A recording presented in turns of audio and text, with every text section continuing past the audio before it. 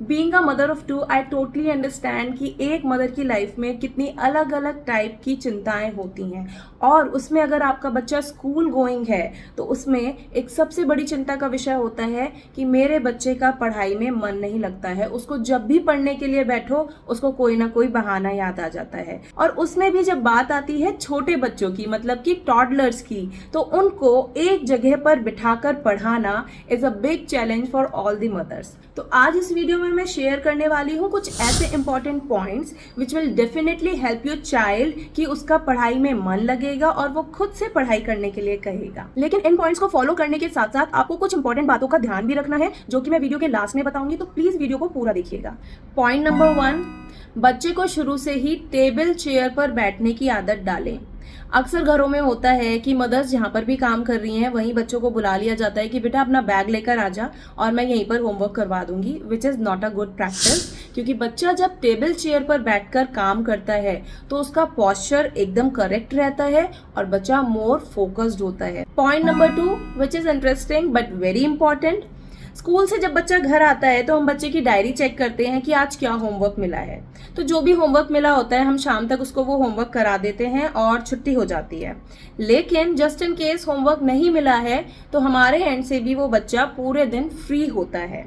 आपको ऐसा नहीं करना है पेरेंट्स। आपको बच्चे की हैबिट डेवलप करवानी है, चाहे आप उसको कुछ राइटिंग का वर्क दे दो या फिर कलरिंग का वर्क दे दो, कुछ उसके साथ बैठकर क्राफ्ट एक्टिविटी करा दो। एज पर देयर एज आपको जितना भी सही लगता है 15 मिनट्स के लिए, 20 मिनट्स के लिए, बच्चे के एक माइंड में सेट होना चाहिए कि स्कूल से होमवर्क चाहे मिला है या नहीं मिला है, इतनी देर बैठकर मुझे अपना कुछ ना कुछ काम जरूर करना है। पॉइंट नंबर 3, जो कि एक बहुत बड़ा कारण है कि बच्चे क्यों पढ़ाई के लिए नहीं बैठना चाहते हैं या फिर वो क्यों पढ़ाई से बचते हैं, बच्चों को मार पीट कर पढ़ाई कराना।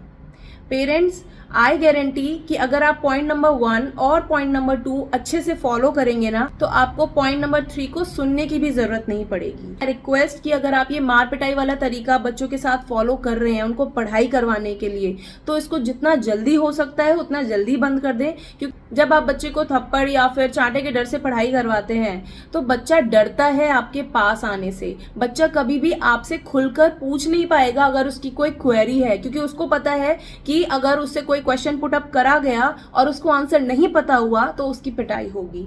इस तरीके को अपनाने के बजाय जो टिप्स मैं आपको बता रही हूँ उनको अपने बच्चे के साथ फॉलो करिएगा और आप खुद देखेंगे कि आपको अपने बच्चे में चेंजेस नजर आएंगे। पॉइंट नंबर 4, बच्चे के सामने कभी भी उसके सिलेबस से रिलेटेड या उसके टीचर से रिलेटेड या उसके स्कूल से रिलेटेड कभी भी नेगेटिव मत बोलिएगा। फॉर एन एग्जाम्पल, हम बच्चों को बोल देते हैं अरे इस बार का सिलेबस तो इसका बहुत डिफिकल्ट है, बहुत ज़्यादा लेंदी है और इसकी तो मैम भी ढंग से नहीं पढ़ाती हैं, पता नहीं कुछ तो कराते नहीं है इनके स्कूल में।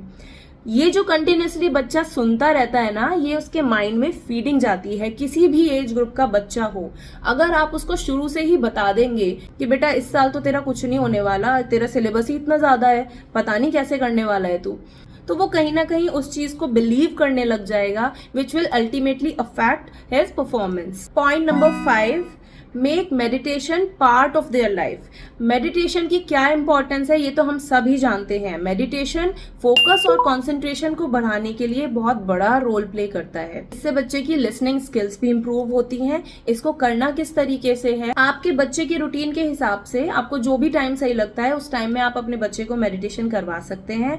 बच्चे को पालथी मारकर बिठाएं, आंखें बंद करवाएं और सिर्फ 5 मिनट तक अपनी सांस पर ध्यान देना है। जब आप सांस को इनहेल कर रहे हैं और एक्सहेल कर रहे हैं और इसी प्रोसेस को आपको 5 मिनट तक रिपीट करना है। Point number 6, take care of the ambience. Make sure कि आपका बच्चा जहां पर भी बैठकर पढ़ाई कर रहा है उसके आसपास टीवी ना चल रहा हो, बड़े लोग बैठकर बातें ना कर रहे हो, क्योंकि मोस्टली यही होता है कि टीवी बैकग्राउंड म्यूजिक की तरह ऑन रहता है और सब लोग वहीं बैठकर बातें कर रहे होते हैं एंड हम बच्चे से एक्सपेक्ट करते हैं कि उसका पूरा फोकस उसकी पढ़ाई पर होना चाहिए, जो कि बच्चे के लिए थोड़ा सा डिफिकल्ट हो जाता है। तो आपको इस बात का ध्यान रखना है। पॉइंट नंबर 7, आपको ध्यान रखना है कि आपके बच्चे ने प्रॉपर नींद ली है या नहीं ली है। बच्चों के लिए रिकमेंडेड जो आवर्स होते हैं वो होते हैं 8 to 10 hours. Up to age of 15 बच्चे को 8 से 10 घंटे की नींद जरूर लेनी चाहिए। तो स्कूल से आने के बाद बच्चों को दिन में 1 से 1.5 घंटा जरूर सुलाइए, ताकि उनके माइंड को एक ब्रेक मिल सके और वो शाम को दोबारा से एक रिफ्रेशिंग माइंड के साथ अपना रूटीन स्टार्ट कर सके। पेरेंट्स, इन टिप्स को फॉलो करने के साथ साथ आपको एक बात का ध्यान जरूर रखना है कि इनको मिनिमम 15 डेज के लिए फॉलो जरूर करें, और तब आपको डेफिनेटली रिजल्ट्स नजर आएंगे। आई होप मेरी ये वीडियो बहुत सारे पेरेंट्स के लिए बेनिफिशियल रही होगी। If yes, then please share with the other parents also. And अगर आप इस तरीके की और वीडियोस देखना चाहते हैं और मेरे चैनल पर नए हैं, then please subscribe to my channel. See you in another video. Till then, take care, bye bye.